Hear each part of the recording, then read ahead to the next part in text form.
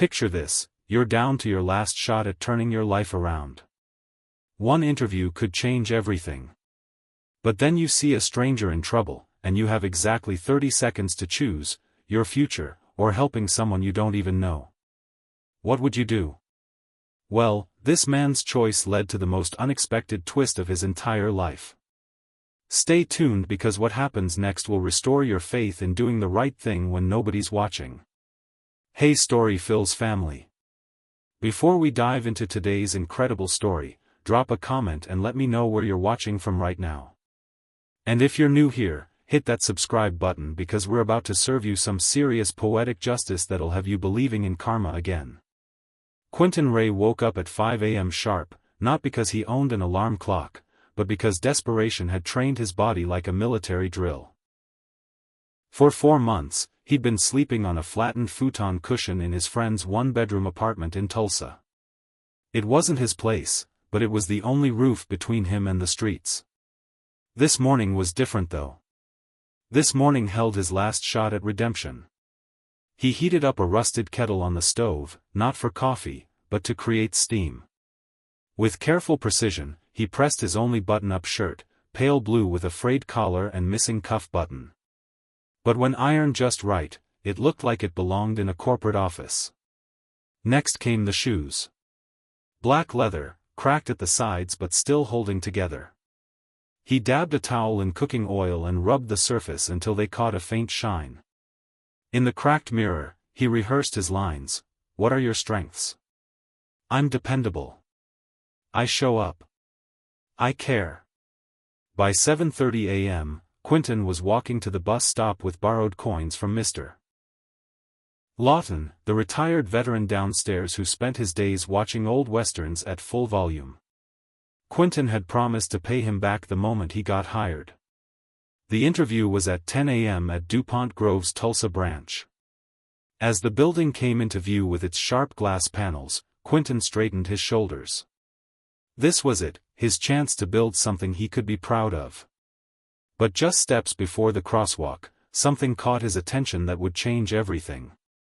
There she was, an elegant woman in designer clothes, perfectly put together, but completely stuck. One of her heels had slipped deep into a crack between the sidewalk panels. She was pulling, twisting, clearly frustrated and probably embarrassed as cars honked and slowed around her. Quentin's pocket buzzed. He checked the time, 9:54 a.m. 6 minutes until his interview. The building was right across the street. Here's where most people would calculate the cost. Here's where most people would think about themselves first. But Quentin Ray wasn't most people. Need a hand? He asked, crouching down without waiting for permission. The woman looked startled.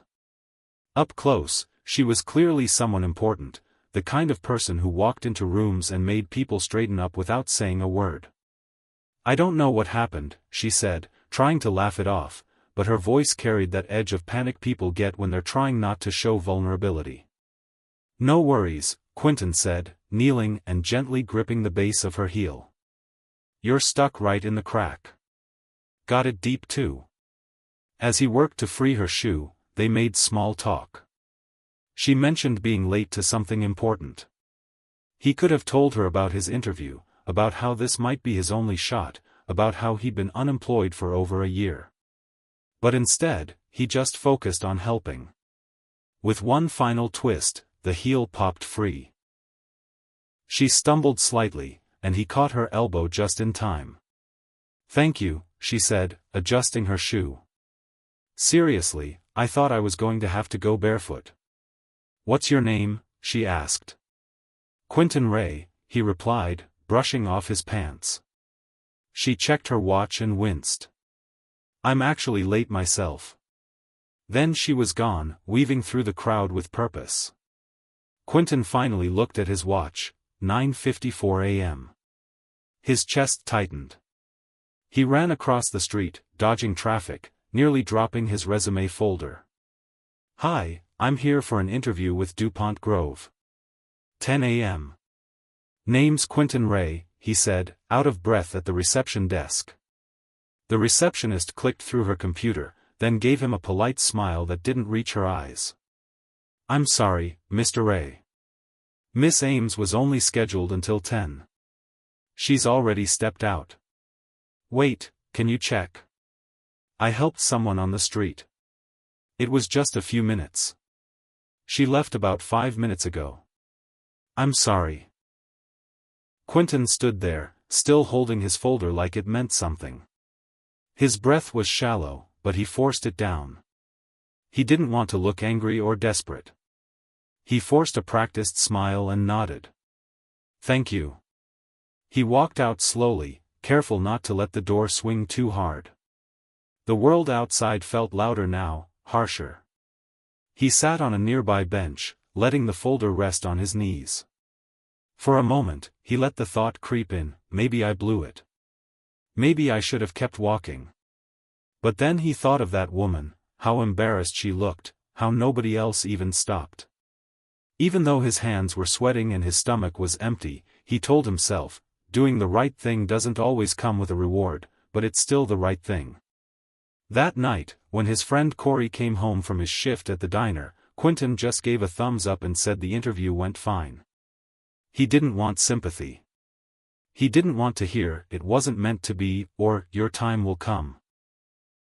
2 days later, as Quentin was looking through overnight stalker jobs and janitor listings, his phone rang.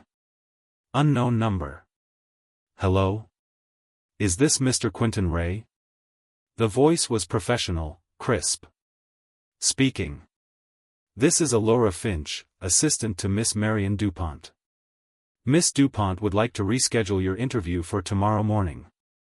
9 a.m. sharp. She'll be conducting it herself." Quentin stood up so fast he knocked over his chair. "Wait, did she say she wants to wait her?" "That's correct. Is that time okay with you?" "Yes. Absolutely, yes." The line clicked dead. Quentin just stood there, phone still pressed to his ear, mouth half open. The next morning, Quentin walked into Marion DuPont's office, the 6th floor, end of the hall. And there she was. The woman from the street. The woman with the stuck heel. "I was hoping it was you," she said, standing to shake his hand. "I didn't know your name until 2 days ago, but I've been thinking about you." "You? You're Miss DuPont?" "Call me Marion. I had no idea either when you helped me. I was late to a board meeting, but after I got upstairs, I saw the security footage, you at the front desk, looking wrecked. That kind of thing sticks with you." What followed wasn't a traditional interview. Marion didn't ask about his resume or his experience. Instead, she said, "Tell me who you are." No resume talk. So Quentin told her everything. About growing up in Sepulpa, losing his mom, dropping out of college to take care of things that couldn't wait.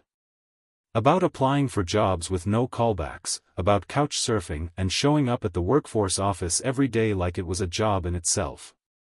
"I'm not trying to win points," he said. "I just want to work. I want to contribute." Marion listened without interruption. When he finished, she asked him to show her a data project he'd built, a grocery store app he'd created with no formal training, just YouTube tutorials and determination. But this wasn't just about a regular job. Marion had something bigger in mind. "I didn't bring you here for charity, Quentin," she said. "I brought you here because we need people who understand why this work matters, not just how to do it." She showed him plans for Lift Tulsa, a citywide community program that would bridge corporate resources with street-level needs. She wanted someone who could walk into a boardroom at 10 a.m. and a food pantry at 3 p.m. without changing who they were. "You're going to meet people who underestimate you," she warned. "Some won't say it, but you'll feel it. They'll wonder if you belong. Every time they question it, they'll be telling on themselves, not you." The job wasn't easy. Quentin faced skepticism from corporate executives who questioned his qualifications. Someone even dug up his old arrest record, an unpaid parking ticket that had spiraled into an overnight jail stay, and left it on his desk as a threat. But Marion had his back. "You think this disqualifies you?" she asked when he brought her the printout. "Let me tell you something." She showed him her own file, nearly losing her business at 24, sitting in courtrooms praying judges wouldn't liquidate everything. "People will test your past, but they don't define your future. You do." Within months, Quentin went from volunteer to assistant coordinator to full coordinator of the Lift Tulsa program. He found himself managing teams, meeting with city leaders, and returning to the same shelter where he'd once prevented wrongful evictions, this time as a partner, not just a volunteer. At a press event, a journalist asked him what changed everything. "A stuck heel," he said simply. People laughed, but he meant it. Later, walking past the same sidewalk crack where it all began, Quentin reflected on the lesson that changed his life: kindness isn't supposed to be convenient. It's supposed to be true. He thought about everyone who wouldn't stop to help unless there was a spotlight or reward. That's what people forget: doing the right thing when no one's watching is the part of your character that actually matters. As he continued down the street, he saw two teenagers arguing on the corner. One dropped a folder of papers. Without thinking, Quentin bent down, picked them up, and handed them back. "Thanks, man," the kid said. "No problem," Quentin replied, walking away with a smile. Because sometimes, the smallest acts of kindness when nobody's looking become the foundation for the biggest changes in your life. That's the power of character. Storyphills family.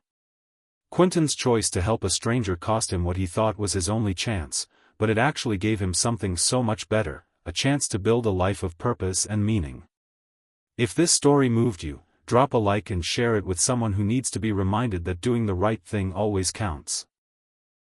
And don't forget to subscribe, because we've got more incredible stories of underdogs, poetic justice, and the power of human kindness coming your way. Until next time, keep believing in the magic that happens when good people refuse to give up on doing what's right.